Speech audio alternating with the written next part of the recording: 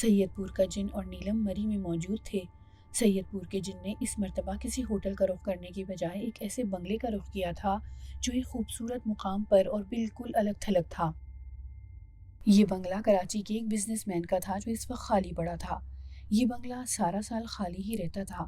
کبھی کبھار business man اور اس کی بیوی بچے ادھر کا رخ کرتے تھے، آتے بھی تھے تو 10-12 دن سے زیادہ نہ رہتے، پھر سارا سال یہ بنگلہ مقفل رہتا۔ سید پور کے جن نے اس بنگلے پر اپنا ڈیرا جمایا۔ یہ بڑا موزوں بنگلہ تھا۔ نیلم کا یہاں رہ کر بیرونی دنیا سے رابطہ ممکن نہ تھا۔ اس بنگلے میں ٹیلی فون تھا، نہ آس پاس کوئی گھر تھا۔ بنگلہ بھی کافی اونچائی پر تھا۔ یہاں سے فرار ہو کر اول تو یہاں سے فرار ہونا ممکن ہی نہ تھا، لوگوں کے درمیان پہنچنا اتنا آسان نہ تھا۔ سید پور کا جن اس پرفضا مقام پر آ کر بہت خوش تھا۔ انسانوں سے دوری اور مکمل تنہائی۔ یہاں دادا غفور تھے، نہ ماموں فرقان، نیاز محمد تھا، نہ املی والے بابا۔ وہ بڑے سکون سے یہاں زندگی گزار سکتا تھا۔ شروع کے 1-2 دن سید پور کا جن مری کے پر رونق علاقے میں گھوما تھا۔ نیلم کو شاپنگ بھی کرائی تھی، ہوٹلوں میں بھی بیٹھے تھے۔ اس کے بعد اس نے نیلم کو انسانوں کے درمیان لے جانے سے اعتراض کیا تھا۔ وہ گھر سے نکلتے اب بھی تھے، لیکن سید پور کے جن کی کوشش ہوتی کہ کسی انسان کی ان پر نظر نہ پڑے۔ سید پور کا جن بہت خوش تھا، اور کیوں نہ ہوتا، پریوں جیسی ایک حسین ترین لڑکی اس کے گھر میں تھی۔ پرفضا مقام تھا، یخ بستہ ہوائیں تھیں، چاندنی راتیں تھیں، خوشبوئیں تھیں، ریشمی بدن کی مہک تھی۔ کیا نہیں تھا یہاں؟ سب کچھ تھا۔ عذاب میں تو نیلم تھی، اور کیوں نہ ہوتی، وہ ہر وقت شعلوں میں گھری رہتی تھی، تپش تھی، بدن کو جھلسا دینے والی آگ تھی۔ سید پور کا جن ایک عذاب کی صورت میں اس پر مسلط تھا۔ وہ اپنے پیاروں سے دور تھی اور تنہائی کے دوزخ میں جھلس رہی تھی۔ یہاں کیا تھا؟ کچھ نہیں تھا۔ یہ ٹھیک ہے کہ سید پور کے جن کو نیلم سے بڑی محبت تھی، وہ اس کی زلف کا اسیر تھا، اس سے بے پناہ عشق تھا، وہ نیلم کو خوش رکھنا چاہتا تھا، لیکن آگ اور پانی کا بھی کبھی ملاپ ہوا ہے؟ سید پور کا جن صحرا کی آگ تھا تو نیلم بادل کے ایک ٹکڑے سے برستی بارش۔ آگ پانی کو چاٹے جا رہی تھی، آہیں اور کراہیں، رونا اور سسکنا، بس یہی شب و روز تھے نیلم کے۔ اس آگ میں جلتے ہوئے اسے کئی ماہ ہو گئے تھے۔ شعلوں نے اس کا بدن چاٹ لیا تھا، روح تک جھلس گئی تھی۔ اس کی بات کوئی سننے والا نہ تھا، وہ کس سے اپنا دکھڑا روتی؟ اس کا دل دکھ سے بھر گیا تھا، تنہائی تیر بن کر اس کے کلیجے میں ترازو ہو گئی تھی۔ وہ تکیے پر اپنا سر پٹک پٹک کر رہ جاتی تھی، آنکھوں سے آنسو بہتے تو رکنے کا نام نہ لیتے۔ سید پور کا جن اسے روتے ہوئے دیکھتا تو فوراً شہزادے کے روپ میں اس کی طرف بڑھتا، نرم و ملائم رومال سے اس کی آنکھوں کے موتی احتیاط سے جمع کرتا اور کہتا، نیلم روتی کیوں ہو؟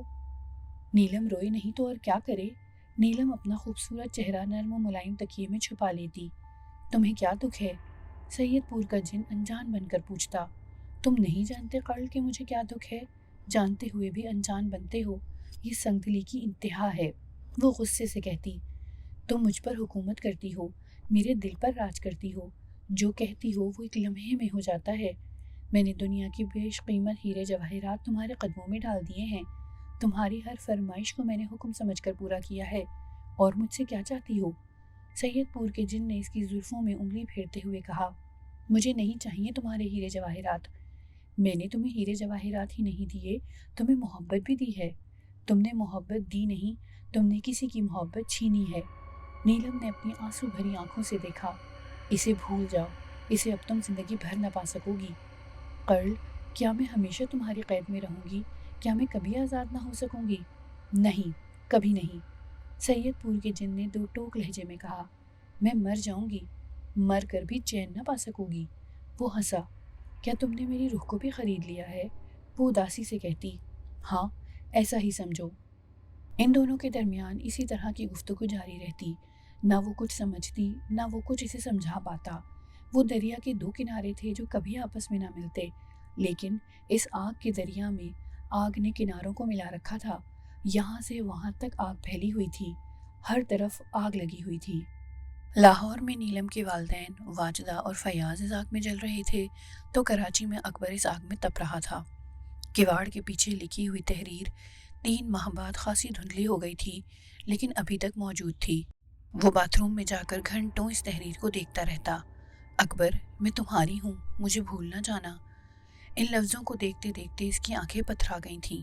اب موسم بدل گیا تھا، سردی نے گرمی کے لیے جگہ چھوڑ دی تھی، لیکن اکبر کے دل کا موسم نہ بدلا تھا۔ جب اس کی شادی ہوئی تھی تب سے اس کے دل پر ایک گھٹا سی چھائی ہوئی تھی جو کھلتی تھی نہ برستی تھی۔ ماموں فرقان گلشن آتے رہتے تھے، دادا غفور سے بھی ان کی ملاقاتیں جاری تھیں، لیکن کہیں سے ابھی تک امید کی کوئی کرن نظر نہیں آئی تھی۔ وہ رات کو بستر پر لیٹتا تو نیلم کی من موہنی صورت اس کے سامنے آ جاتی۔ وہ خیال ہی خیال میں اس سے باتیں کرنے لگتا، خود ہی سوال کرتا، خود ہی جواب دیتا۔ نیلم نیلم کرتے وہ خود ہی نیلم ہو گیا تھا۔ نیلم کو گھر سے گئے ہوئے جب 2-3 ماہ ہو گئے اور اس کی کوئی خبر نہ ملی، سب تھک ہار کر بیٹھ گئے تو صابرہ کے دل نے پھر انگڑائی لی۔ اکبر صابرہ کا اکلوتا بیٹا تھا، وہ اسے ادھر ادھر گرے پڑے دیکھتی تو دل ہی دل میں کٹتی رہتی۔ وہ نہیں چاہتی تھی کہ اکبر نیلم کی جدائی کا غم میں خود کو بھی مار ڈال دے۔ تب صابرہ نے ایک دن اپنے شوہر سے بات کی۔ اب کیا کرنا ہے جی؟ کس بات کا؟ بابر نے پوچھا۔ میں اکبر کی بات کر رہی ہوں۔ کیا ہوا اسے؟ آپ تو بعض اوقات اتنے معصوم بن جاتے ہیں کہ نظر اتارنے کو جی چاہتا ہے، صابرہ نے تیکھے لہجے میں کہا۔ پھر کھل کر اور صاف صاف بات کریں، بابر علی نے ہنس کر کہا۔ اکبر کی حالت دیکھی ہے آپ نے؟ صابرہ نے بڑے دکھ سے کہا۔ ہاں، روز ہی دیکھتا ہوں۔ مجھ سے اس کی شکل نہیں دیکھی جاتی، اس کی صورت دیکھتی ہوں تو کلیجہ منہ کو آنے لگتا ہے۔ وہ دن بدن سوکھتا جا رہا ہے، چہرے کی رنگت بالکل زرد ہو گئی ہے، ہر وقت خلاؤں میں گھورتا نظر آتا ہے۔ اب تو اس نے بولنا بھی ترک کر دیا ہے، شو روم سے آتا ہے تو اپنے کمرے میں جا گھستا ہے۔ اس طرح تو یہ لڑکا بالکل تباہ ہو جائے گا۔ ہاں، میں اس کی حالت دیکھ رہا ہوں، وہ شو روم پر بھی کھویا کھویا بیٹھا رہتا ہے، گاہک کچھ پوچھ رہا ہوتا ہے، وہ جواب کچھ اور دے رہا ہوتا ہے۔ بابر علی نے فکر مندی سے کہا۔ پھر اس کے لیے کچھ کرے نا، میرے ہاتھ میں اگر کچھ ہوتا تو اب تک کب کا کر چکا ہوتا۔ اسے نیلم چاہیے، میں نیلم کہاں سے لاؤں؟ بابر نے حقیقت بیان کی۔ آپ کوئی اور نیلم تلاش کیوں نہیں کرتے؟ تمہارا مطلب ہے کہ اس کی دوسری شادی کر دی جائے؟ ہاں، میرا یہی مطلب ہے۔ تمہارا کیا خیال ہے وہ دوسری شادی کے لیے راضی ہو جائے گا؟ اسے ہونا پڑے گا، صابرہ نے بڑے یقین سے کہا۔ بچوں جیسی باتیں نہ کرو، اپنی بے وقوفی میں بیٹے سے ہاتھ نہ گنوا بیٹھنا۔ اللہ نہ کرے، صابرہ نے فوراً اپنا کلیجہ تھام لیا۔ کیوں بدفعل نکال رہے ہو؟ تم زبردستی اس کی شادی کرو گی تو کیا وہ گھر میں رہے گا؟ بابر نے خدشہ ظاہر کیا۔ تمہارا کیا خیال ہے وہ شادی کے لیے راضی نہ ہوگا؟ ہاں، میرا تو یہی خیال ہے، بابر نے صاف گوئی سے کہا۔ تمہارا خیال غلط ہے، صابرہ بڑے یقین سے بولی۔ پھر اپنے بیٹے سے بات کر کے دیکھ لو، بابر علی نے کہا اور رخ پھیر کر سو گیا۔ صابرہ نے ایک دن موقع دیکھ کر اکبر سے بات کی۔ وہ شادی کا نام سنتے ہی ہتے سے اکھڑ گیا۔ امی، آپ کیا بات کرتی ہیں؟ ایسا نہیں ہو سکتا۔ نیلم کی آس چھوڑ دو، وہ چلی گئی ہے، وہ اب واپس نہیں آئے گی۔ امی، ایسی مایوسی کی بات نہ کریں، میرا دل نہ توڑیں، میرا دل کہتا ہے کہ وہ ایک دن ضرور واپس آئے گی، اکبر نے کہا۔ اکبر، کچھ عقل کی بات کر، صابرہ نے ذرا سخت لہجہ اختیار کیا۔ خدا کا شکر ادا کر کہ وہ سید پور کا جن اس گھر کو چھوڑ گیا۔ ہاں، وہ اس گھر کو تو چھوڑ گیا، لیکن میرا سب کچھ لے گیا۔ ابھی کچھ نہیں گیا، تجھے نیلم جیسی 1000 لڑکیاں مل جائیں گی۔ وہ کون سی واجدہ کی سگی بیٹی تھی؟ اس کی ملازمہ کی اولاد تھی، ایسی لڑکیوں کا کیا غم کرنا؟ صابرہ نے نیلم کو اس کے دل سے اتارنے کی کوشش کی۔ امی، میں آپ کو ایک بات بتا دوں، اگر مجھے نیلم نہ ملی تو میں زندگی پر دوسری شادی نہیں کروں گا۔ یہ کہہ کر وہ تیزی سے باتھ روم میں چلا گیا۔ اس نے دروازہ دھاڑ سے بند کیا تو نیلم کی تحریر اس کے سامنے آ گئی۔ اکبر، میں تمہاری ہوں، مجھے بھول نہ جانا۔ ہاں نیلم، تم میری ہو، میں تمہیں زندگی بھر نہیں بھولوں گا۔ اکبر کی آنکھوں میں سیلاب امٹ آیا۔ اگر سید پور کے جن کو سچی محبت کا دعویٰ تھا تو اکبر کا بھی عشق سچا تھا۔ سید پور کے جن نے اپنے عشق میں نیلم کو برباد کر دیا تھا تو اکبر نے اپنے عشق میں خود کو برباد کر لیا تھا۔ عشق وہی سچا ہوتا ہے جس میں عاشق کا خانہ خراب ہو، محبوب کا نہیں۔ اگر محبوب تباہ ہو جائے اور عاشق دندناتا پھرے تو اسے سچی محبت نہیں کہتے، خود غرضی کہتے ہیں۔ محبت وہ چراغ ہے جسے اپنے گھر کو آگ لگتی ہے، یہ وہ شمع ہے جو خود بخود جلتی ہے۔ جب سے نیلم اس گھر سے گئی تھی اکبر کی عجیب حالت ہو گئی تھی۔ اس کا کسی کام میں دل نہیں لگتا تھا، وہ ادھر ادھر مارا پھر تھا، کہیں بیٹھا تو بس بیٹھا خلا میں گھورے جاتا۔ سب اس کی حالت دیکھ رہے تھے، ماموں فرقان خاص طور سے اس کے لیے پریشان تھے اور چاہتے تھے کہ جلد سے جلد نیلم کا کھوج مل جائے۔ وہ اپنی دکان پر بیٹھے ہوتے تو اپنی جان پہچان کے گاہکوں سے تذکرہ کرتے رہتے۔ ایک دن انہیں ایک ایسے بندے کا پتہ چل گیا جو گمشدہ چیزوں اور کھوئے ہوئے انسانوں کا پتہ بتا دیتا تھا۔ وہ اللہ کا بندہ لیاقت آباد میں ہی موجود تھا۔ ماموں فرقان پورے شہر میں ڈھنڈورا پیٹ رہے تھے اور بندہ بغل میں موجود تھا۔ کبھی ایسا بھی ہوتا ہے۔ اس بندے کا نام و پتہ لے کر انہوں نے اکبر کو فون کیا اور اسے ہدایت کی کہ وہ دکان پر آ جائے۔ اس کے لیے ایک خوشخبری ہے۔ اکبر مقررہ وقت پر ماموں فرقان کی دکان پر پہنچ گیا۔ ماموں فرقان اسے دیکھ کر فوراً ہی کھڑے ہو گئے اور بولے، 4 نمبر تک چلنا ہے، گاڑی لائے ہو؟ جی ہاں، اکبر نے کہا، اور پھر وہ دونوں مارکیٹ سے نکل کر گاڑی میں آ بیٹھے۔ راستے میں انہوں نے اکبر کو اس شخص کے بارے میں بتایا۔ اکبر بہت خوش ہوا۔ اسے امید ہو چلی کہ اب ضرور نیلم کے بارے میں معلوم ہو جائے گا کہ وہ کہاں ہے۔ اس شخص کا نام زرغام تھا۔ پتہ ٹھکانہ معلوم کرتے بالآخر اس کے گھر کے دروازے پر پہنچ گئے۔ ماموں فرقان نے دروازے پر دستک دی۔ فوراً ہی اندر سے آواز آئی، آ جاؤ بھائی، کون ہے؟ دروازہ کھلا ہے۔ وہ دونوں مکان میں داخل ہوئے۔ یہ ایک کمرے کا چھوٹا سا گھر تھا۔ کمرے کے سامنے تھوڑا سا صحن تھا اور صحن میں ایک طرف غسل خانہ اور باورچی خانہ تھا۔ کمرے میں چارپائی بچھی تھی جس پر میلی سی چادر پڑی تھی۔ ایک کونے میں ٹرنک رکھا تھا۔ ٹرنک کے اوپر ایک ٹوکری تھی۔ دیوار میں ایک الماری بنی ہوئی تھی۔ اس میں علم غلم چیزیں بھری تھیں۔ زرغام چارپائی پر لیٹا آرام سے سگریٹ پی رہا تھا۔ وہ 2 اجنبیوں کو دیکھ کر فوراً اٹھ کر بیٹھ گیا۔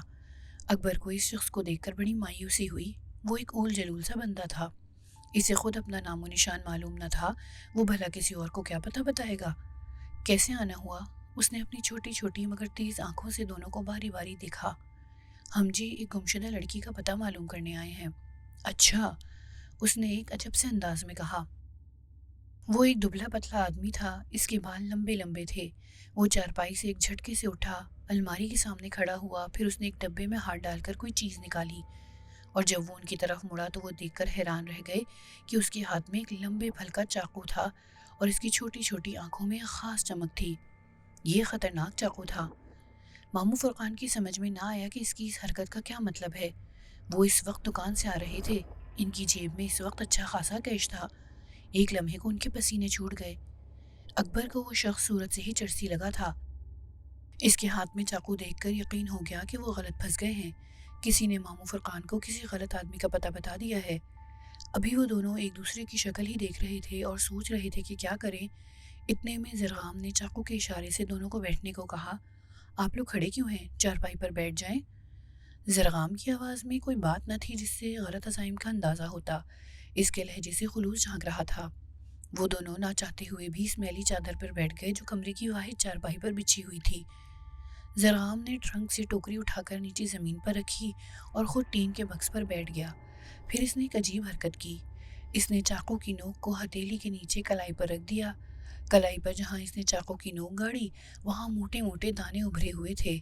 شاید یہ چاقو کو بار بار کلائی میں گاڑنے کی وجہ سے ہو گئے تھے۔ چاقو کی نوک کو اس نے کلائی میں گاڑ کر آنکھیں بند کر لیں اور دھیرے سے بولا، لڑکی کا نام بتائیں۔ نیلم۔ ماموں فرقان فوراً بولے، عمر کیا ہے؟ زرغام نے سوال کیا۔ 20-22 سال ہوگی۔ جب لڑکی گم ہوئی تو کس رنگ کے کپڑے پہنے ہوئے تھی؟ اس سوال پر ماموں فرقان نے اکبر کو دیکھا۔ اکبر کیا جواب دیتا؟ اس کے نزدیک نیلم اس وقت گم ہو گئی جب وہ خالی گھر میں چلی گئی۔ اس رات کو جن اسے لینے آیا تھا اور ایک بگھی میں اسے بٹھا کر لے گیا تھا، اس رات اس نے کس رنگ کے کپڑے پہنے تھے یہ اسے یاد نہ تھا۔ یاد نہیں، اکبر نے جواب دیا۔ معلوم نہیں، ماموں فرقان نے کہا۔ کس علاقے سے گم ہوئی؟ گلشن اقبال سے۔ کتنے دن ہو گئے؟ 3 ماہ، ماموں فرقان نے جواب دیا۔ لڑکی کنواری ہے؟ نہیں، شادی شدہ، ماموں فرقان نے کہا۔ شوہر کا نام؟ اکبر۔ اچھا، یہ کہہ کر زرغام خاموش ہو گیا۔ اس کی آنکھیں مسلسل بند تھیں لیکن پتلیاں متحرک تھیں۔ خود وہ بالکل ساکت تھا۔ چاقو کی نوک کلائی میں گڑی ہوئی تھی اور وہ کسی مجسمے کی طرح بیٹھا تھا۔ کچھ دیر کے بعد اس مجسمے کے ہونٹوں میں حرکت ہوئی، آنکھیں بدستور بند تھیں۔ میں سرسبز و شاداب درخت دیکھ رہا ہوں۔ یہ کوئی پہاڑی علاقہ ہے، ان درختوں میں گھرا ہوا مجھے ایک مکان نظر آ رہا ہے۔ نیلم کہاں ہے؟ وہ کہیں دکھائی دے رہی ہے؟ نہیں۔ کیا نیلم اس مکان کے اندر ہے؟ ہاں۔ یہ مکان کہاں ہے؟ معلوم نہیں۔ کوشش کریں ادھر ادھر گھوم پھر کر دیکھیں۔ اچھا، کرتا ہوں۔ لیکن چند سیکنڈ کے بعد ہی ایک جھٹکے سے آنکھیں کھول دیں اور نڈھال سا ہو کر پیچھے دیوار سے ٹیک لگا لی۔ اس نے چاقو کلائی سے ہٹا لیا تھا اور دیوار سے لگا لمبے لمبے سانس لے رہا تھا۔ وہ نیم مردہ سا ہو گیا تھا۔ ماموں فرقان اور اکبر اس کی حالت دیکھ کر پریشان ہو گئے۔ زرغام نے انہیں پریشان ہوتے دیکھ کر ہاتھ کے اشارے سے تسلی دی اور چند منٹ انتظار کرنے کے لیے کہا۔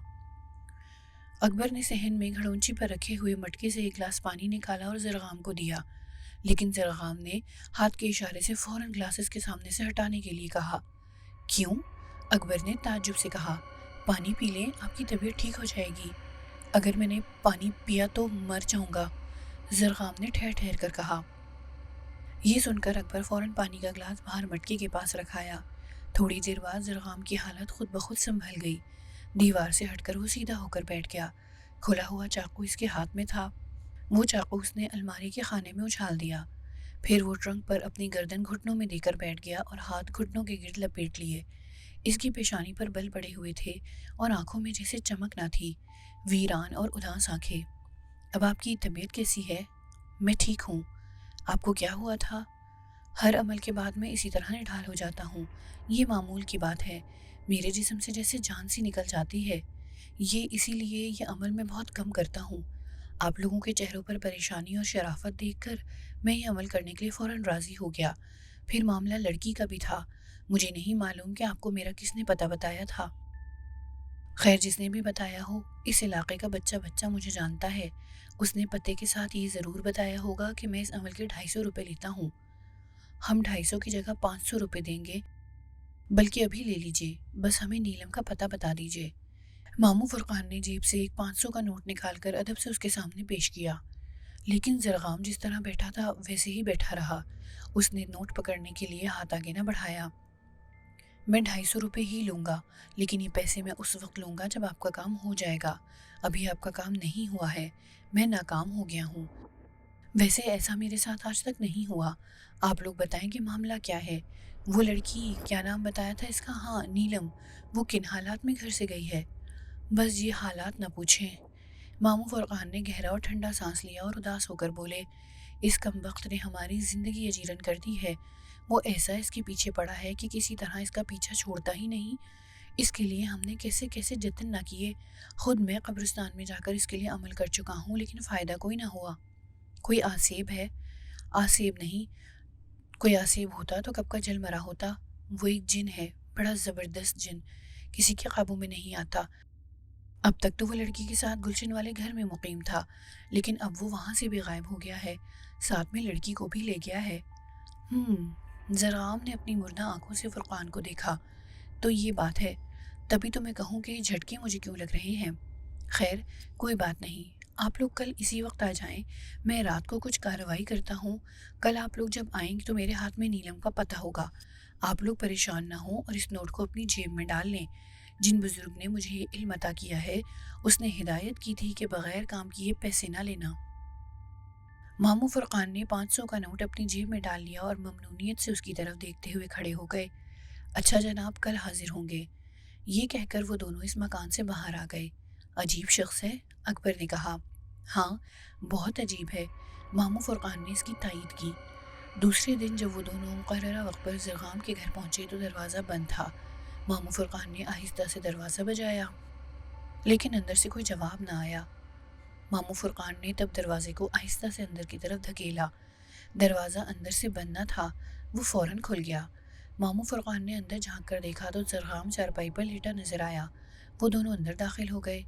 زرغام چارپائی پر بے سدھ پڑا تھا، اس کی آنکھیں بند تھیں، منہ کھلا ہوا تھا، لگتا تھا جیسے بہت گہری نیند سو رہا ہو۔ اس کے دائیں ہاتھ میں کھلا ہوا چاقو اور بائیں ہاتھ میں ایک مڑا ہوا کاغذ تھا۔ زرغام صاحب، زرغام صاحب، ماموں فرقان نے اس کا ہاتھ ہلایا۔ ماموں فرقان نے اس کا ہاتھ چھوا تو وہ ایک دم یکبستہ محسوس ہوا۔ اس نے چونک کر اکبر کو دیکھا اور اپنے جبڑے سختی سے بند کر لیے۔ ماموں کیا ہوا؟ ماموں فرقان نے کوئی جواب دیے بغیر زرغام کی نبض پر ہاتھ رکھا اور اس کا سینہ ٹٹولا۔ پپوٹے کھول کر دیکھے اور پھر اس طرح پیچھے ہٹے جیسے کسی بچھو نے ڈنک مار دیا ہو۔ ماموں کیا ہوا؟ اکبر نے پھر اپنا سوال دہرایا۔ یہ مر چکا ہے۔ ہیں؟ اکبر کی آنکھیں حیرت سے پھٹ گئیں۔ اب کیا ہوگا؟ یہ اس کے ہاتھ میں کاغذ کیسا ہے؟ ماموں فرقان نے یہ کہہ کر اس کے ہاتھ سے کاغذ نکالا۔ جب انہوں نے کاغذ کی تہ کھولی تو ان کے اندر سناٹا اتر گیا۔ اکبر نے بھی اس کاغذ کو دیکھ لیا تھا، اس کاغذ پر جو کچھ تھا اس نے بھی غور سے دیکھ لیا تھا۔ اس کاغذ پر ایک کالے بلے کا چہرہ تھا جو منہ پھاڑے غرا رہا تھا۔ ماموں فرقان نے اس کاغذ کو زرغام کی لاش پر پھینکا اور اکبر کا ہاتھ پکڑ کر باہر کی طرف کھینچا۔ اکبر جلدی کرو، یہاں سے نکل چلو۔ بس پھر وہ اس گھر سے سر پر پاؤں رکھ کر بھاگے۔ گاڑی میں بیٹھے اور ہانپتے کانپتے دکان پر پہنچے۔ ماموں فرقان نے 2 ٹھنڈی بوتلیں منگوائیں اور وہ دونوں ان بوتلوں کو گھونٹ گھونٹ کر کے پینے لگے۔ اب تک انہوں نے ایک دوسرے سے اس موضوع پر بات نہ کی تھی، اب وہ بات بھی کیا کرتے؟ جو کچھ تھا سامنے تھا، جو کچھ ہوا تھا وہ بھی انہیں معلوم تھا کہ کیوں کر ہوا۔ ماموں، اس لاش کا کیا ہوگا؟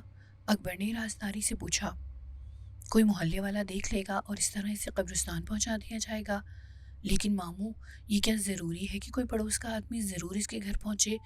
اگر کوئی کل تک اس کے گھر میں داخل نہ ہوا تو اس کی لاش سڑ جائے گی، جانے اس کا انتقال کب ہوا ہو۔ پھر کیا کرنا چاہیے؟ کیوں نہ تھانے فون کر دیں؟ ہم لوگ بھی لپیٹ میں آ جائیں گے، پولیس ایسے موقع کی تلاش میں رہتی ہے۔ ہم اپنا نام پتہ کیوں بتائیں گے؟ فرضی فون ہوگا، بس زرغام کے گھر کا پتہ بتا دیں گے۔ ہاں یہ ہو سکتا ہے، تم ایسا کرو، اپنے گھر جا کر فون کرو، تھانے کے ساتھ ساتھ ایڈی سینٹر کو بھی فون کر دینا۔ پولیس اگر ٹھکانے پر نہ پہنچی تو ایڈی سینٹر کی ایمبولینس ضرور وہاں پہنچ جائے گی۔ پھر اکبر نے ماموں فرقان کی ہدایت کے مطابق گھر جا کر فرضی نام سے تھانے اور ایڈی سینٹر میں فون کر دیے۔ دوسرے دن شام کے اخباروں نے زرغام کی موت کو خوب رنگ آمیزی کے ساتھ چھاپا۔ ایسی ایسی کہانیاں گھڑی گئیں کہ ماموں فرقان اور اکبر دھاتوں تلے انگلیاں دبا کر رہ گئے۔ ابھی یہ خبر ٹھنڈی نہ ہوئی تھی کہ ایک ٹھنڈی خبر اور موصول ہو گئی۔ یہ خبر دادا غفور سے متعلق تھی۔ ابھی کل ہی کی تو بات ہے کہ دادا غفور نے ماموں فرقان کو فون کر کے حاضرات کے عمل کے بارے میں بتایا تھا۔ انہوں نے کہا تھا، فرقان، مجھے کچھ کامیابی ہوئی ہے۔ کہاں ہے وہ؟ ماموں فرقان نے پوچھا۔ ابھی میں یہ نہیں بتا سکتا، لیکن مجھے اتنا یقین ہے کہ پردے میں کچھ نہ رہے گا، ظاہر ہو کر رہے گا۔ میں مسلسل کوشش کر رہا ہوں۔ دادا غفور بہت پر امید تھے۔ اب تک کیا معلوم ہوا؟ کیا دکھائی دیا؟ ابھی تو بس ایک مکان دکھائی دیا ہے، وہ بھی دھندلا دھندلا سا، دادا غفور نے بتایا۔ اور وہ مکان درختوں سے گھرا ہوا ہے، کوئی پہاڑی علاقہ محسوس ہوتا ہے؟ ماموں فرقان فوراً بولے، ہاں تم ٹھیک کہہ رہے ہو، میں نے اس مکان کو درختوں میں گھرا ہوا دیکھا ہے، لیکن تمہیں یہ سب کچھ کیسے معلوم ہوا؟ تب ماموں فرقان نے اس عجیب آدمی زرغام کا ذکر کیا۔ اوہ! ساری بات تفصیل سے سننے کے بعد دادا غفور نے افسردہ لہجے میں کہا۔ پھر دادا غفور نے کچھ دیر ادھر ادھر کی باتیں کر کے فون بند کر دیا۔ دوسرے دن ان کے انتقال کی خبر آ گئی۔ وہ فجر کی نماز پڑھنے فلیٹ سے نکلے تھے کہ اترتے ہوئے ان کا پاؤں پھسل گیا۔ سیڑھیوں پر زیادہ روشنی نہ تھی، ان کا پاؤں کیلے کے چھلکے پر پڑا اور وہ لڑکتے ہوئے نیچے چلے گئے۔ 70 سال سے اوپر کے تھے۔ آخری سیڑھی پر پہنچ کر آخری سانس لی اور کلمہ پڑھ کر اپنے خالق حقیقت جا ملے۔ ماموں فرقان کو دادا غفور کی موت کا بہت صدمہ ہوا۔ اکبر جب قبرستان سے اپنے گھر پہنچا تو شدید ذہنی کھنچاؤ کا شکار تھا۔ اگرچہ اکبر کے پاس اس بات کی کوئی شہادت نہ تھی کہ دادا غفور کی موت میں سید پور کے جن ملوث ہے، لیکن جانے کیوں اس کا دل بار بار اس بات کی گواہی دیتا تھا، یہ سب کیا دھرا سید پور کے جن کا ہے۔ اس جن نے نہ صرف اس کی زندگی حزیرن کر دی تھی، بلکہ اب وہ مجرمانہ کارروائیوں پر اتر آیا تھا۔ وہ اب قاتل بن چکا تھا۔ زرغام کی موت کہاں، اسے قتل کہنا چاہیے۔ یہ قتل اسی کے ہاتھوں ہوا۔ وہاں تو اس نے اپنی منحوس صورت بھی چھوڑ دی تھی۔ دادا غفور کو بھی اسی نے مارا۔ وہ کیلے کا چھلکا آخر سیڑھی پر کہاں سے آیا؟ یہ سوال بار بار اس کے سر پر ہتھوڑے برساتا اور اس کا ذہن خود بخود سید پور کے جن کی طرف چلا جاتا۔ اکبر مغرب کے بعد اپنے گھر میں داخل ہوا تھا۔ اس نے کسی سے بات نہ کی تھی۔ وہ سیدھا اپنے بیڈ روم میں چلا گیا تھا اور جوتے اتار کر بیڈ پر دھم سے گر پڑا تھا۔ ذہن پر بوجھ تھا، خیالات کی یلغار تھی۔ نیلم اسے ٹوٹ کر یاد آ رہی تھی اور اپنی بے بسی پر اس کی آنکھوں سے آنسو جاری تھے۔ جانے کتنی دیر اسی کیفیت میں گزر گئی۔ کمرے میں اندھیرا پھیلا ہوا تھا، وہ اپنی آنکھوں پر ہاتھ رکھے لیٹا تھا۔ اچانک کسی نے اس کا ہاتھ پکڑ کر آنکھوں سے ہٹایا اور اس کے ساتھ ہی بیٹھ گیا۔ بیٹے اکبر، صابرہ نے دھیرے سے پکارا۔ جی امی، اکبر نے سپاٹ لہجے میں جواب دیا۔ اندھیرے میں کیوں لیٹے ہو؟ امی، میرے لیے اب کیا اندھیرا کیا اجالا، دونوں ایک ہیں۔ تم مجھ سے ایسی باتیں مت کیا کرو، صابرہ نے بڑی محبت سے کہا۔ پھر کس سے کروں؟ میری سمجھ میں کچھ نہیں آتا، وہ پریشان ہو کر بولا۔ اسی لیے کہتی ہوں شادی کر لو۔ امی، مجھ سے ایسی باتیں نہ کیا کریں، अकबर ने नाराज़गी से कहा, अच्छा उठो, तुम्हारे अब्बू तुम्हें बुला रहे हैं। क्या मामला है? घर में इतनी लंबी रकम पड़ी है, तुम्हारे अब्बू कहते हैं इसका कुछ करना है। रकम? कैसी रकम? अकबर ने हैरत ज़दा होकर कहा। भूल गए? अकबर ने उठकर कमरे की लाइट जलाई और फिर वापस आकर अकबर के नज़दीक बैठ गई। अकबर सवालिया नज़रों से उसे देख रहा था। अरे तुम्हें वो रकम याद नहीं? वो 25 लाख जो... अच्छा ठीक है, मुझे याद आ गया। अकबर ने साबरा को आगे न बोलने दिया। अम्मी इन रुपयों को आग क्यों नहीं लगा देती? तुम इस मामले पर अपने अब्बू से बात कर लो। वो पैसे हैं कहाँ? सूटकेस में हैं और सूटकेस पेटी में पड़ा है और इसके ऊपर लिहाफ गद्दे रखे हुए हैं, साबरा ने बताया। अच्छा ठीक है, मैं मुंह हाथ धोकर आता हूँ, आकर इस रकम का हिसाब किताब करता हूँ। ये कहकर अकबर बाथरूम में चला गया। बाथरूम में दाखिल होकर जब इसने दरवाज़ा बंद किया तो हस्बे मामूल इसकी नज़र नीलम की लिखी तहरीर पर पड़ी। अकबर, मैं तुम्हारी हूँ, मुझे भूल ना जाना। ये तहरीर रोज़ बरोज़ धुंधली होती जा रही थी। इस तहरीर पर अकबर की जब भी नज़र पड़ती इसका कलेजा मुंह को आने लगता। नीलम को इस घर से गए हुए 3 माह हो गए थे और वो इसके लिए अब तक कुछ न कर सका था। ये बात तय थी कि नीलम जहाँ भी थी उस मकान में थी जो दरख्तों से घिरा हुआ था। वो मकान दोनों ने देखा था, ज़रगाम ने भी और दादा गफूर ने भी, और दोनों ने ही इस मकान के महले वकूअ को तलाश करने की कोशिश में जाँ बाक हो गए थे। ना जाने नीलम किस हाल में होगी, इस पर क्या बीत रही होगी, वो जिन इस पर जाने कैसे कैसे जुल्म तोड़ रहा होगा। वो नाजुक सी नीलम ये सब कहाँ तक बर्दाश्त करेगी? बिल आखिर एक दिन मौत से हिमकिनार हो जाएगी। नहीं नहीं, इसका वजूद शिद्दत से चीख उठा।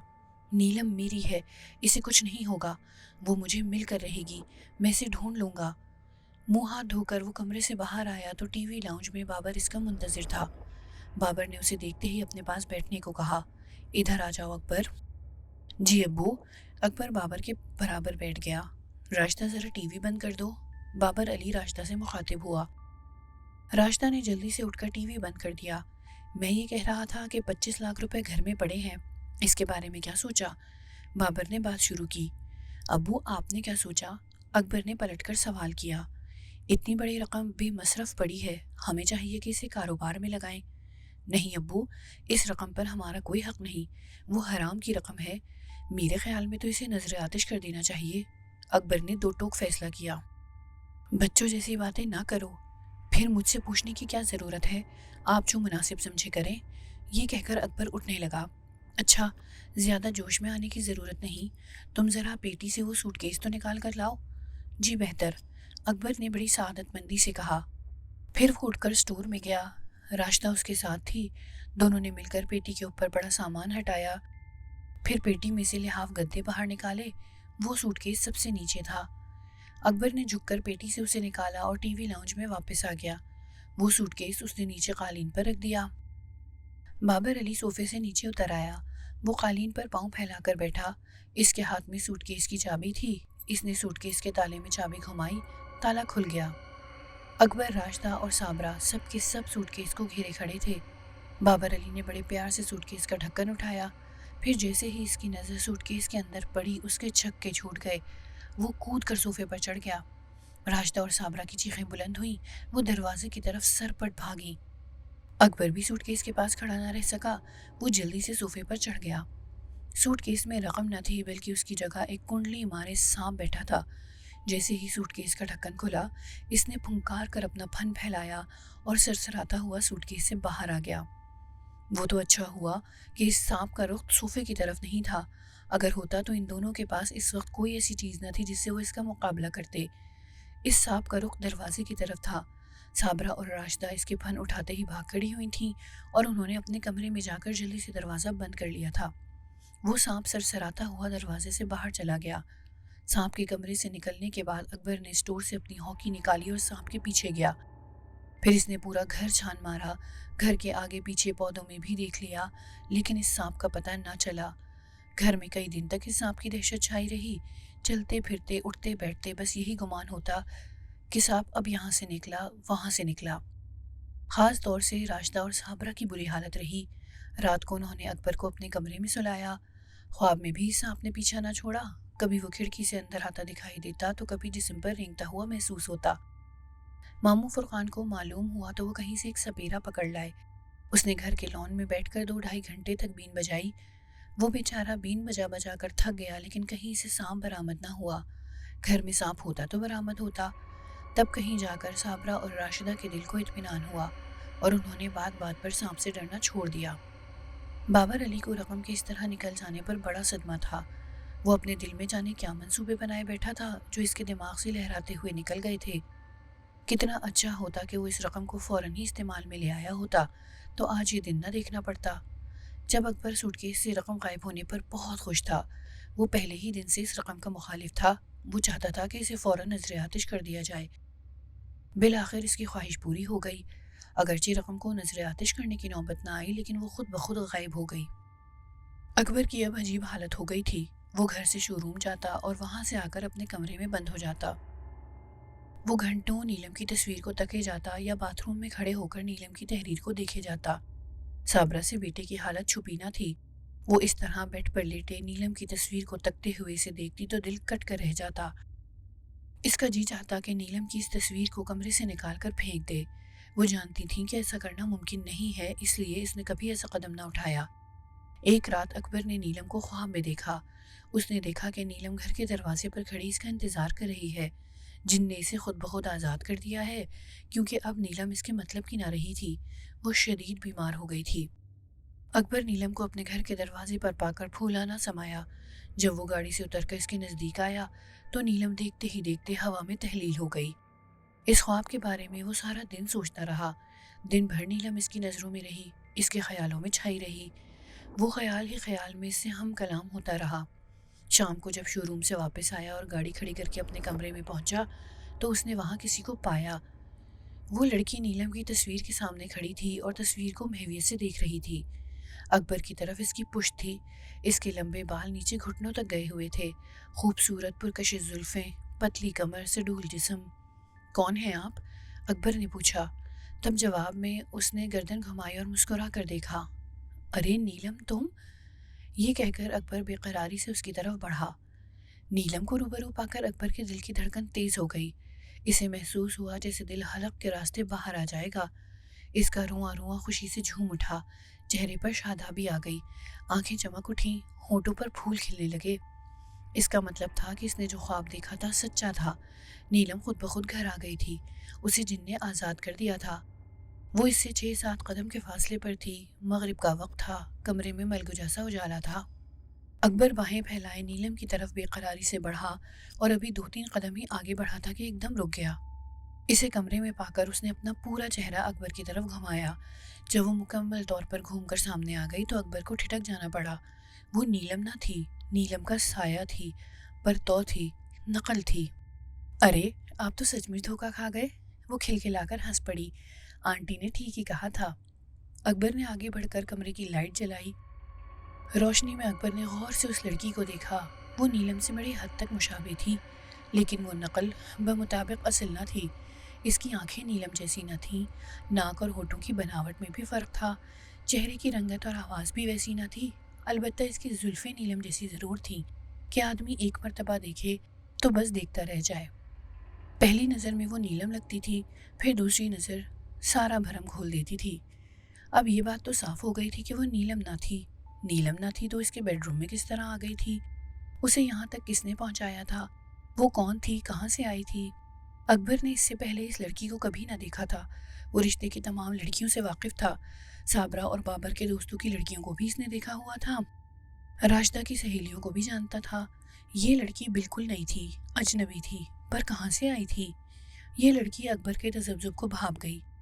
پہلے تو وہ کھلکھلا کر ہنسی، پھر ایک ادا سے اپنے منہ پر ہاتھ رکھا جیسے ہنسی روکنے کی کوشش ہو۔ میں آپ کے پڑوس سے آئی ہوں، میرا نام سیما شیخ ہے، وہ بے حجابانہ بولی۔ آپ آفتاب شیخ صاحب کے یہاں سے آئی ہیں؟ اکبر نے سوال کیا۔ جی ہاں، لیکن اس سے پہلے میں نے آپ کو کبھی نہیں دیکھا، اکبر نے سنجیدگی سے کہا۔ آپ دیکھتے کیسے؟ میں یہاں رہی کب ہوں؟ میں پہلی مرتبہ کراچی آئی ہوں، اس نے بتایا۔ اوہ، اکبر نے حیرت ظاہر کی۔ کہاں سے؟ مریخ سے، سیما نے ہنس کر جواب دیا۔ جی کیا فرمایا؟ اکبر نے سنجیدگی سے کہا۔ اونچا سنتے ہیں کیا؟ میں مریخ سے آئی ہوں۔ اب اکبر کو اندازہ ہوا کہ وہ مذاق کے موڈ میں ہے، اس لیے اس نے سوچا کہ خاموشی بہتر ہے۔ اس نے کوئی جواب نہ دیا اور یوں ہی دروازے کی طرف دیکھنے لگا۔ چلی جاؤں؟ سیما نے اسے غور سے دیکھا اور مسکرا کر بولی، یہی مطلب ہے نا آپ کا؟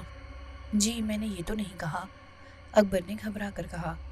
پھر خاموش نگاہوں سے دروازے کی طرف کیوں دیکھا تھا؟ اب اکبر کو احساس ہوا کہ یہ لڑکی مان نہ مان میں تیرا مہمان قسم کی چیز ہے، اس کے ساتھ دو ٹوک رویہ اختیار کرنا پڑے گا تبھی بات بنے گی۔ راشدہ، اکبر نے زور سے آواز دی، میں ایسے ہی چلی جاتی ہوں، کسی کو بلانے کی کیا ضرورت ہے؟ یہ کہہ کر سیما نے ٹاٹا کے انداز میں ہاتھ ہلایا اور مسکراتی ہوئی کمرے سے نکل گئی۔ ابھی وہ دروازے پر پہنچی ہی تھی کہ راشدہ آ گئی۔ راشدہ کو دیکھ کر سیما پلٹ آئی اور بڑی بے تکلفی سے اس کے کندھے پر ہاتھ رکھ کر کھڑی ہو گئی۔ سیما، اکبر بھائی سے ملی تم؟ اس نے سیما سے پوچھا۔ بہت بور بھائی ہیں تمہارے۔ ارے ایسا تو نہ کہو، راشدہ نے اکبر کی حمایت کی۔ تمہارے بھائی نے مجھے کمرے سے نکال دیا، اس نے بن کر کہا۔ جھوٹ، بالکل جھوٹ، اکبر نے جلدی سے کہا۔ تو پھر آپ نے بیٹھنے کو بھی نہیں کہا، اس نے دلیل دی۔ میں تو آپ کو اپنے کمرے میں دیکھ کر حیران رہ گیا تھا، اکبر نے بتایا۔ صاف کیوں نہیں کہتے کہ مجھے نیلم کہہ کر پکارا تھا؟ سیما شیخ کھلکھلا کر ہنسی، وہ اسے شرمندہ کرنے پر تلی ہوئی تھی۔ اکبر کی سمجھ میں نہ آیا کہ یہ کس قسم کی لڑکی ہے، اس کا تنہا بیڈ روم میں چلے آنا، بے تکلفانہ گفتگو جیسے برسوں کی شناسائی ہو، راشدہ کے کندھے پر ہاتھ رکھ کر بے تکلفانہ انداز میں کھڑے ہونا، یہ سب باتیں ظاہر کر رہی تھی کہ اس لڑکی کی فطرت میں بے باکی اور جلد گھل مل جانے کی عادت ہے۔ اکبر نے اس بات کا کوئی جواب نہ دیا تو وہ راشدہ سے مخاطب ہوئی۔ اچھا رشی، ہم چلتے ہیں، رات کو آئیں گے، کسی اچھی فلم کا کیسٹ منگوا کر رکھنا۔ ٹھیک ہے، میری امی کہاں ہیں؟ اس نے پوچھا۔ میری امی کے پاس ڈرائنگ روم میں ہے، راشدہ نے جواب دیا۔ اچھا اکبر صاحب، خدا حافظ، رات کو ملاقات ہوگی، سیما نے بڑی بے تکلفی سے کہا اور بل کھاتی ہوئی چلی گئی۔ راشدہ بھی اس کے ساتھ جانے کے لیے مڑنے لگی تو اکبر نے آواز دی، راشدہ۔ اکبر بھائی ابھی آئی، یہ کہہ کر وہ سیما کے ساتھ چلی گئی۔ اکبر نے اندازہ کر لیا کہ راشدہ اسے گیٹ تک رخصت کرنے گئی ہے۔ اتنی دیر میں اکبر نے اپنے کپڑے تبدیل کر لیے، ابھی وہ منہ ہاتھ دھونے کے لیے باتھ روم میں گھس ہی رہا تھا کہ راشدہ واپس آ گئی۔ جی جناب، راشدہ کے ہونٹوں پر دبی مسکراہٹ تھی۔ راشدہ، یہ کیا چیز تھی؟ چیز نہیں، یہ سیما شیخ تھی، راشدہ بولی۔ یہ میرے کمرے میں کیسے آ گئی؟ اکبر نے وضاحت چاہی۔ میں لائی تھی نیلم بھابی کی تصویر دکھانے، راشدہ نے بتایا، لیکن جب میں کمرے میں آیا تو وہ اکیلی تھی۔ میں آپ کی گاڑی کے ہارن کی آواز سن کر گیٹ کھولنے گئی، گیٹ کھول کر واپس آ رہی تھی تو امی نے آواز دے دی، ابھی میں ان کی بات سن ہی رہی تھی کہ آپ نے آواز لگا دی۔ اچھا، یہ بات تو میری سمجھ میں آ گئی کہ وہ میرے کمرے میں کیسے آئی تھی، لیکن یہ تھی کون؟ آپ کو کیسی لگی؟ سوال کچھ جواب کچھ، انتہائی بکواس، اکبر نے اپنی رائے دی۔ بالکل نیلم بھابی جیسی تو ہے، راشدہ نے ہنس کر کہا۔ نیلم جیسی تو نہ کہو، البتہ نیلم کی بھونڈی نقل ضرور ہے، ہر چمکنے والی چیز سونا نہیں ہوتی۔ خیر اب ایسا بھی نہ کہیں، امی کو تو وہ بہت پسند آئی ہے۔ اچھا تو یہ امی کی دریافت ہے، ویسے وہ کیا کریں گی اس کا؟ اکبر نے پوچھا۔ اچار ڈالیں گی اور آپ کو کھلائیں گی، راشدہ نے جل کر کہا۔ اس میں ناراض ہونے کی کیا بات ہے؟ اکبر تھوڑا سا مسکرایا۔ پھر آپ اس کو کیوں برا کہہ رہے ہیں؟ اچھا بھائی، وہ بہت اچھی ہے، بالکل چاند جیسی، ابھی جا کر اس کے لیے کوئی اچھی سی فلم لے آئیے گا، وہ رات کو آئے گی۔ جہنم میں گئی وہ اور ساتھ میں تم بھی، یہ کہہ کر اکبر باتھ روم میں گھس گیا اور دھڑ سے دروازہ بند کر لیا۔ راشدہ چند لمحے بند دروازے کو دیکھتی رہی، پھر مسکراتی ہوئی کمرے سے نکل آئی۔ اکبر نے ٹھیک اندازہ لگایا تھا، وہ واقعی صابرہ کی دریافت تھی۔ آفتاب شیخ کا مکان ان کے گھر سے 2-3 مکان چھوڑ کر تھا۔ آفتاب شیخ کی بیوی سے صابرہ کی بھی دور دور سے سلام دعا تھی۔ رات کو سڑک پر ٹہلتے ہوئے اکثر اس کی ملاقات بیگم آفتاب سے ہو جاتی تھی۔ یہ 2-3 دن پہلے کی بات تھی۔ صابرہ نے گاڑی سے اترتے ہوئے سیما شیخ کو دیکھا تو وہ ٹھٹک کر رہ گئی۔ ایک لمحے کو تو وہ یہی سمجھی کہ یہ نیلم ہے۔ راشدہ اس کے ساتھ تھی، دونوں ایسے ہی ٹہلتی ہوئی آگے نکل آئی تھیں۔ سیما کو دیکھ کر راشدہ بھی ششدر رہ گئی۔ جب سیما شیخ اپنی ماں کے ساتھ اندر مکان میں چلی گئی تو وہ دونوں ماں بیٹیاں بھی ان کے پیچھے لپکیں۔ بیگم آفتاب نے ان دونوں کا بڑا پرتپاک استقبال کیا، کیونکہ یہ پہلا موقع تھا کہ وہ ان کے گھر آئی تھیں، ورنہ اب تک دور سے ہی سلام دعا ہوتی رہی تھی۔ جب بیگم آفتاب کو یہ معلوم ہوا کہ وہ اس کی بھانجی کے تعاقب میں اندر آئی ہیں تو اسے بڑی حیرت ہوئی۔ پھر جب بیگم آفتاب کو یہ معلوم ہوا کہ وہ ان کی بہو کی ہو نقل ہے تو انہیں مزید حیرت ہوئی۔ صابرہ نے باتوں باتوں میں جلدی جلدی سیما شیخ کے بارے میں ساری معلومات اکٹھا کر لیں۔ سب سے اہم اطلاع تو ان کے لیے یہی تھی کہ وہ ابھی کسی کی نہیں ہوئی ہے۔ یہ اطلاع اس کے لیے بہت قیمتی تھی۔ صابرہ کو ایسا محسوس ہوا کہ جیسے غیب سے اس کی مدد ہوئی ہو، اللہ نے اکبر کے لیے دوسری نیلم بھیج دی ہو۔ سیما کو یہ دیکھ کر بے پناہ خوشی ہوئی، لیکن یہ معاملہ اتنا آسان نہ تھا۔ صابرہ جو کچھ سوچ رہی تھی، اگرچہ وہ اپنی سوچ میں مخلص تھی، وہ اپنے بیٹے کو جلتے جہنم سے نکالنا چاہتی تھی، پھر بھی سب کچھ آنن فانن ہو جانے والا نہ تھا۔ اس کے لیے تھوڑے صبر اور منصوبہ بندی کی ضرورت تھی۔ سب سے پہلے تو کسی طرح اکبر کو سیما کی طرف ملتفت کرنا تھا۔ یہ بھی اچھا تھا کہ سیما شرمیلے مزاج کی لڑکی نہ تھی، وہ بڑی صاف گو، بولڈ اور شگفتہ مزاج لڑکی تھی۔ بات بات پر قہقہے لگانا اس کا شیوا تھا۔ اس لیے پہلے مرحلے پر صابرہ نے طے کیا کہ دونوں کی ملاقات کرا دی جائے۔ سیما کو نیلم کے بارے میں بس اتنا بتایا گیا کہ وہ اکبر کی بیوی ہے، آج کل اپنے میکے لاہور گئی ہوئی ہے۔ سیما کو جب یہ معلوم ہوا کہ وہ نیلم سے بہت مشابہ ہے تو فطری طور پر اس کے اندر کا تجسس جاگا۔ ویسے بھی وہ مہم پسند لڑکی تھی، وہ فوراً اکبر کے گھر آ گئی۔ پھر راشدہ نے صابرہ کی ہدایت پر سیما کے ساتھ ایک شرارتی منصوبہ بنایا۔ سیما شیخ کو ایسی شرارتوں میں بڑا مزہ آتا تھا۔ وہ بلا جھجک راضی ہو گئی اور یوں وہ اکبر کے گھر میں داخل ہونے سے پہلے اس کے کمرے میں پہنچ گئی۔ جب صابرہ نے سیما کو نیلم کے بارے میں بتایا تھا تو اس نے بڑے جوش سے یہ کہا تھا، تمہاری شکل نیلم سے اس قدر ملتی ہے کہ وہ اگر تمہیں دیکھ لے تو دھوکہ کھا جائے، جیسے ہم خود تمہیں دیکھ کر دھوکہ کھا گئے تھے۔ اور ہوا بھی یہی تھا۔ اکبر واقعی سے اپنے بیڈ روم میں دیکھ کر دھوکہ کھا گیا تھا، لیکن بس چند لمحوں کے لیے وہ اس طرف پشت کیے کھڑی تھی۔ جب وہ گھوم کر اس کے سامنے آئی تو اکبر نے ہیرے اور پتھر میں فرق محسوس کر لیا۔ اکبر کا خیال تھا کہ سیما ایسے ہی مذاق میں رات کو آنے کا کہہ گئی ہے، وہ بھلا کیسے آئے گی؟ لیکن اس وقت سے حیرت ہوئی جب وہ رات 9 بجے اس کے گھر آدم کی۔ اس مرتبہ اس کی امی بھی ساتھ نہ تھیں۔ یہ لوگ کھانے میں مصروف تھے۔ سیما اگرچہ کھانا کھا کر آئی تھی، لیکن راشدہ نے ہاتھ پکڑ کر اسے کھانے کی میز پر بٹھا لیا۔ وہ کھانے کی میز پر بیٹھی تو اس نے یہ احساس نہ ہونے دیا کہ وہ کھانا کھا کر گھر سے نکلی تھی۔ اس نے دوبارہ شکمسیر ہو کر کھایا۔ اکبر بیچارہ اس کا منہ دیکھتا ہی رہ گیا۔ کھانا کھانے کے بعد سیما نے کیسٹ کا پوچھا، کوئی فلم منگائی؟ راشدہ نے کوئی جواب دینے کی بجائے اکبر کو دیکھا۔ اکبر ابھی کوئی جواب دینے کا سوچ ہی رہا تھا کہ سیما کھٹ سے بولی، آؤ راشدہ، ہم خود جا کر فلم لے آتے ہیں، نزدیک ہی تو ہے دکان۔ نہیں، آپ نہ جائیں دکان پر، میں جا کر لا دیتا ہوں۔ کون سی فلم دیکھنی ہے؟ کوئی اچھی سی انگلش فلم، سیما نے بڑے اطمینان سے کہا۔ نہیں سیما، امیتابھ کی ابھی نئی فلم آئی ہے، وہ دیکھ لیتے ہیں۔ چلو جیسے تمہاری مرضی۔ سیما نے فوراً اس کی بات مان لی اور پھر دھیرے سے راشدہ کے کان میں کچھ کہا۔ سیما کی بات سن کر راشدہ نے سر ہلایا۔ اچھا ٹھیک ہے، اب کیا ہوا؟ اکبر نے راشدہ کو گھور کر دیکھا۔ ہم لوگ بھی آپ کے ساتھ چلیں گے، بہت دن سے آپ نے آئس کریم نہیں کھلائی۔ چلو بابا چلو، اکبر نے اٹھتے ہوئے کہا، لیکن پیدل جانا ہوگا۔ نہیں اکبر بھائی، ہم پیدل نہیں جائیں گے، گاڑی میں، راشدہ نے کہا۔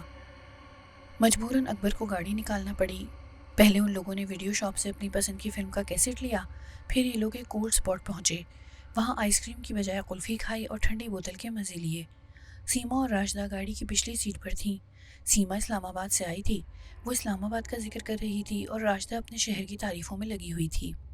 اکبر خاموشی سے دونوں کی دلچسپ نوک جھونک سن رہا تھا۔ ارے صاحب، آپ بھی کچھ بولیں، اچانک سیما نے اسے ٹوکا۔ میں کیا بولوں؟ اکبر نے پلٹ کر دیکھے بغیر کہا۔ کوئی اچھا سا شعر سنائیں، ادھر سے فرمائش ہوئی۔ شاعری سے مجھے کوئی دلچسپی نہیں، دو ٹوک جواب آیا۔ اور راشدہ تمہیں؟ سیما راشدہ کی طرف پلٹ گئی۔ مجھے تو ہے، راشدہ نے ہنس کر کہا۔ آؤ پھر بیت بازی ہو جائے، سیما نے خوش ہو کر کہا۔ اے بھائی، جلدی سے بوتلیں ختم کریں اور چلیں، یہ بیت بازی گھر جا کر لیں، بور آدمی۔ سیما نے اگرچہ آہستہ سے کہا تھا لیکن اکبر نے پھر بھی سن لیا۔ وہ خاموش رہا، اور کیا کرتا، اس منہ پھٹ لڑکی کے منہ لگنا بیکار تھا۔ گھر جا کر فلم دیکھی گئی۔ کچھ دیر صابرہ اور بابر نے وہ فلم دیکھی، پھر وہ نیند کا بہانہ کر کے اٹھ گئے۔ 1 گھنٹے کے بعد اکبر کو بھی جمائیاں آنے لگیں۔ فلم ایسی کوئی خاص نہ تھی۔ وہ اٹھ کر اپنے کمرے میں جانے لگا تو سیما شیخ نے اسے روک لیا۔ یہ کیا بات ہوئی بھلا، ہم اکیلے فلم دیکھیں گے کیا؟ مجبوراً اسے بیٹھنا پڑا۔ وہ جمائیاں لیتا رہا اور فلم دیکھتا رہا۔ فلم ختم ہونے کے بعد اسے سیما کو اس کے گھر تک چھوڑ کر آنا پڑا۔ راستے میں فلم پر تبصرہ کرتے کرتے اچانک اس نے پٹڑی بدلی اور ایک غیر متوقع سوال اکبر سے کر دیا۔ آپ کی بیگم کب تک آئیں گی؟ معلوم نہیں، اکبر نے سپاٹ لہجے میں کہا۔ لڑ کر گئی ہیں کیا؟ وہ کھلکھلا کر ہنسی۔ یہی سمجھ لیں۔ ابھی آپ کی شادی کو کتنے دن ہوئے ہیں؟ ابھی سے لڑائیاں بھی شروع ہو گئیں؟ لڑائی کا کیا ہے، لڑائی تو پہلے دن سے بھی شروع ہو سکتی ہے۔ یہ شادی تو آپ کی پسند کی تھی، سارے سوالات آج ہی کر لیں گی؟ پھر کبھی صحیح، اب آپ کا گھر آ گیا۔ مجھے فلم دکھانے، قلفی کھلانے اور گھر تک پہنچانے کا بہت شکریہ، سیما نے بڑے پیار بھرے لہجے میں کہا۔ اکبر نے اس بات کا کوئی جواب نہ دیا، وہ محض مسکرا کر رہ گیا۔